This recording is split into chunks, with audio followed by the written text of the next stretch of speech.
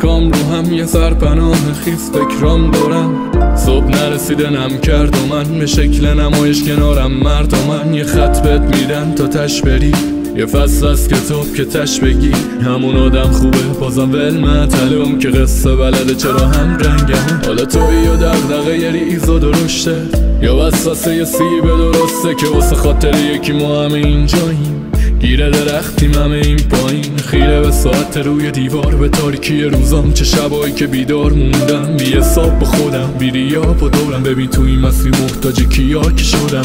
هرچی میری جلو خرابتر میشی، نمیدونی به کی باید جواب بس بدی، نشده کی از این شبا تنگی، هر جوری حالا تلاش کردی یا دوباره میخوری چوب صبوری یا زندگی پیره پیکنه تو همین جوونی ها، میخوای درست کنی میاری افتضایی به بار و برای مدت میذاری انتقامی به جا. هرچی میری جلو خرابتر میشی، نمیدونی به کی باید جواب بس بدی، نشده کی از این شبا تنگی، هر جوری حالا تلاش کردی یا دوباره میخوری چوب صبوری یا زندگی پیره پیکنه تو همین جوونی ها، میخوای درست کنی میاری افتضایی به بار و برای مدت میذاری انتقامی به جا. سر در کنم شک دارم درکم کنم، چون از جنس پاییزه مشکل روی پاها مثل واریسم،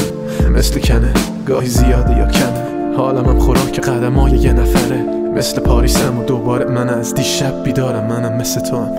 بیشک بیمارم با این فرق، منم بیمارم که تنها دکترش خودشه، از این بیزارم هر کی میخواد کنترلش کنه، هی اندیشه نمیمیره تا فسفر تو مخشه و مفخور دورشه و جمجمه پرشه، من پیله میشم با کلمات و کار نوتر، بعد خیره سیشم رو ضربات جالب و کر کننده چیره بیشک به وضع حال خودم، پس مینویسم کاغذ و پاره کنم، من یه دل که پرتر کشه یه اسک بولتر میشه، مشکلاتی که روز به روز بزرگتر میشه، یه دوش آب گرم یکم بکن نور و کم، یه چای تازه دم که حاضرن و لازمن تا نباشه فاز بد و اخمات خنده بشن، بگو به درک مشکل حل نمیشن، مثل من باش دار و قبا ترک خوردشن، حرف کم بزن عمل کن یکم.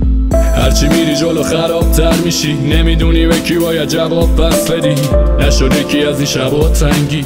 هر جوری حالا تلاش کردی یا دوباره میخوری چوب صبوری یا زندگی پیره پیکنه تو همین جوونی ها، میخوای درست کنی میاری افتضایی به بار و برای مدت میذاری انتقامی به جا. هرچی میری جلو خرابتر میشی، نمیدونی به کی باید جواب بس بدی، نشده کی از این شبا تنگی،